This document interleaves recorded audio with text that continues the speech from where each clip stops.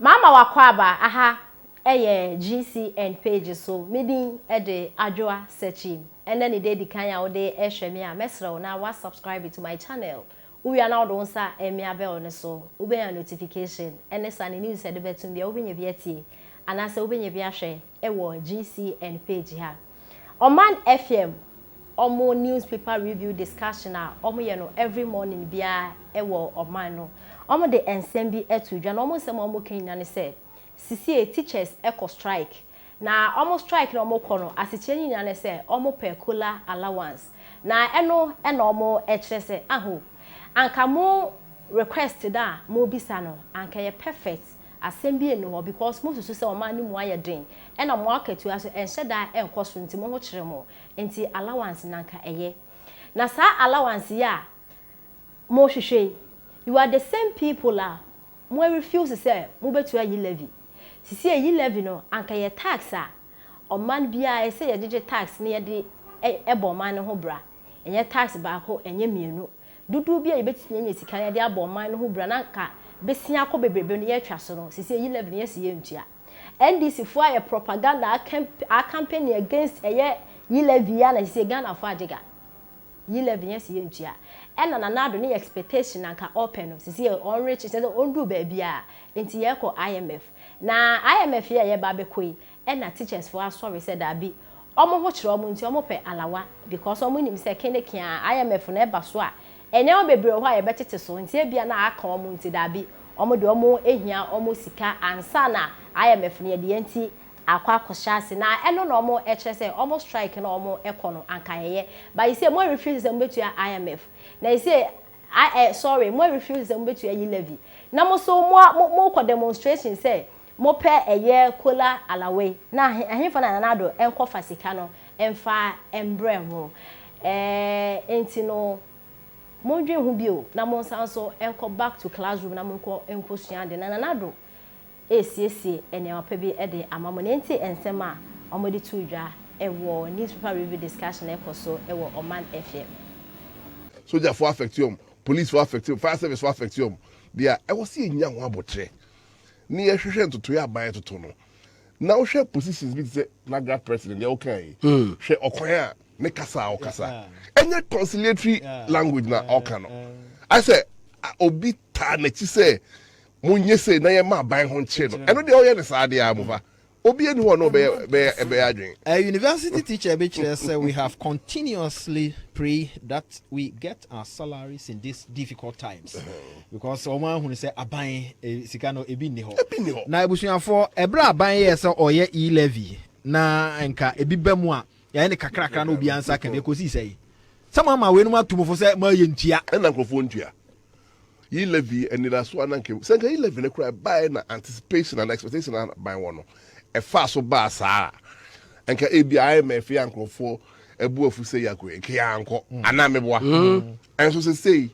amanesa ena amanesa na nkrofo bi ye bekire ho ani je say ye nti ena ya kama Ghana fo ati ase a eno nti level ye ntua amaso na eba ne saa de a enye oman chichire no oman chichire de ye toato adwen na adwen toato anu na enkoye say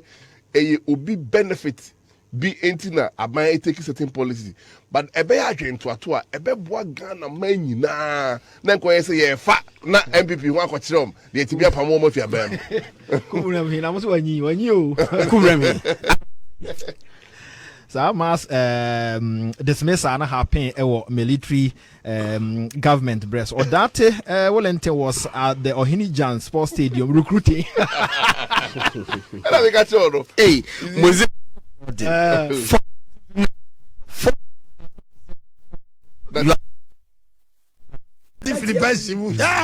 pressure will come no hoyini wa be no ho share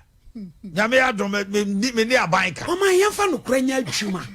ebi ni wa ye ma ye hu na me de me gusua me extra manyofo me pa wo mu chew so mo hwebo se yi o wo mu hwebo se yi o na Ghana ni ye nsa ne bo wo sha ne bo no to abama wi a wa pa o minim wo kura obeji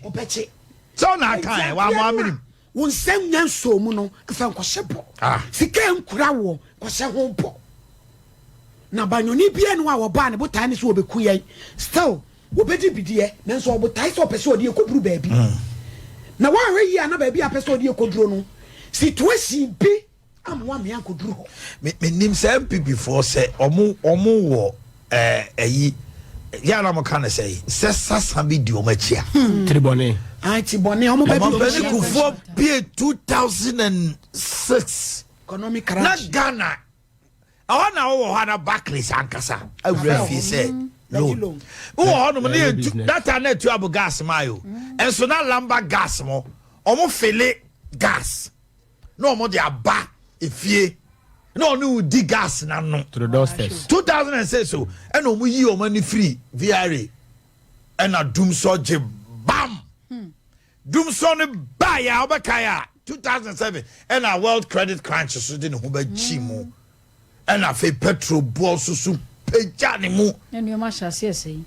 said also so near the campaign ya na esa 10 against you no yeah na do wie ya ba ya 2019 na COVID na onim say 2020 there ya to abama na wie be to abama ya free to go. Oba 2020 oba win election ti o ma jojo omo ho ene se ni pesua de and a COVID na watene ni wo bam ade awawa ho COVID Ghana ni obeka say COVID nya impact no onya no kwafo she even 2020 the upper atade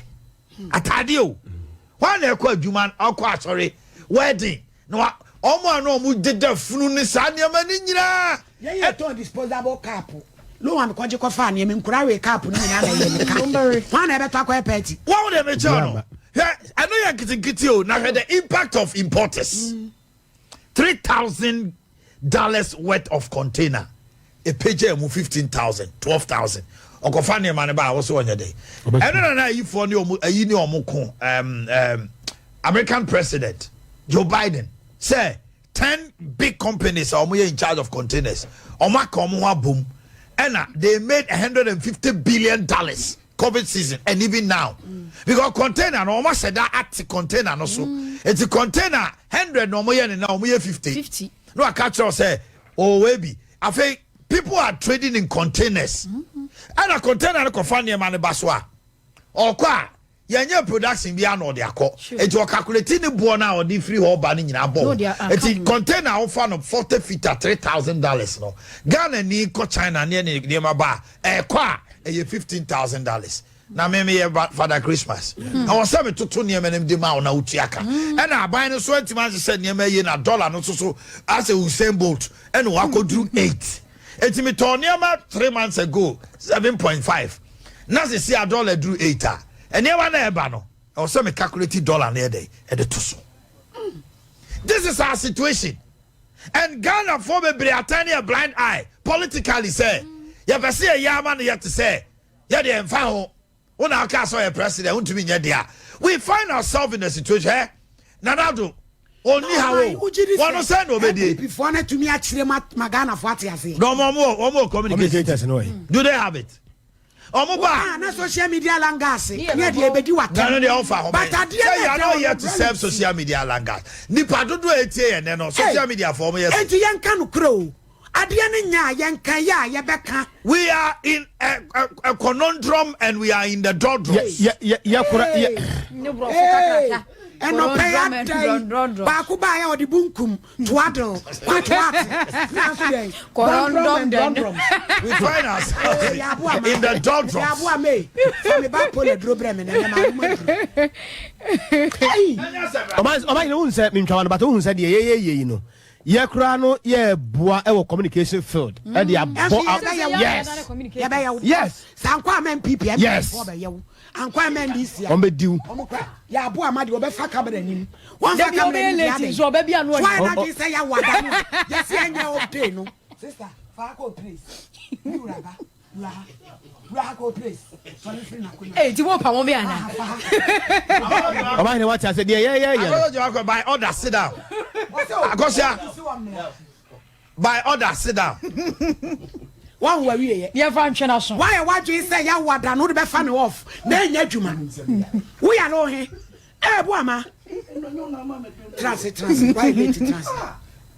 Sisi de wo yimi ama. Me you madam you rafa. Oh my name. I don't know. Have you seen my face? Yabama. Look at me. Kwabra ya we so yare. Me who na chepa, me nim so yare.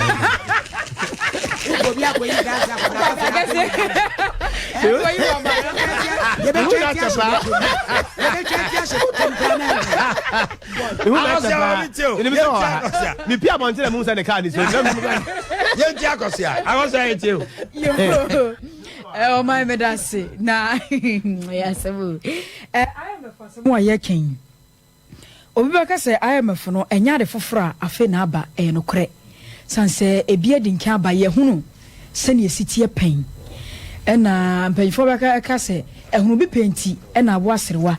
wo je ne ba agura no ayi na ni ato nkyenya bibia nti na no wanhwa na akwa akoda no eni nti no ye ne sa ye ka no I am for no aye kɔ no wo my Ghana no ye tiase de IMF no ankasa no yetiase. Okay. Amanyofo no ya ma ase IMF we no aye ba bekɔ no aye hu ama Ghana fo ye mu ankasa hyehye wonom. Na wo man se mu ye kuo